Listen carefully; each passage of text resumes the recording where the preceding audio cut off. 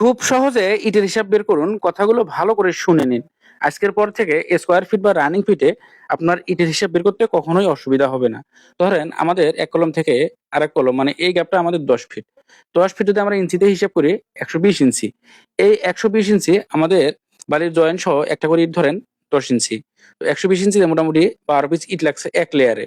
তো এক লেয়ারে যদি আমাদের 12 পিস ইট লাগে, হাইটে ধরেন আমাদের আছে হচ্ছে 7 ফিট। তো হাইটে 7 ফিট আছে, একটা করে ইট 3 ইঞ্চির একটু করে ওভার হয়, 1 ফিটের মতো করে ওভার হয় বালির জয়েন্ট সহ। তো হাইটে আমাদের 26 পিস ইট লাগছে। তো হাইটে যেহেতু 26 ফিট আর আমাদের এক লেয়ারে লাগছে 12 পিস। তো 26 গুণন 12 মোটামুটি 312 পিস ইট লাগছে এই 10 ফিট বাই 7 ফিট এই একটা গ্যাপে। তো এটা যদি আমরা স্কোয়ার ফিটে হিসাব করি, 10 গুণন 7 গুণন হচ্ছে 4.5, মোটামুটি 4.5 পিস করে ইট লাগে আমাদের পার স্কোয়ার ফিটে। তো 4.5 পিস করে ইট হিসাব করে 315 পিস। তার মানে আপনারা কিন্তু এভাবে সুন্দর ভাবে ইটের হিসাব বের করতে পারবেন। আরেকটা সিস্টেম আছে, আপনারা পুরা জায়গাটা রানিং ফিট মাপবেন, মাপার পর আপনারা হাইট মেপে আপনারা স্কোয়ার ফিটে ইটের হিসাব বের করতে পারবেন খুব সহজে।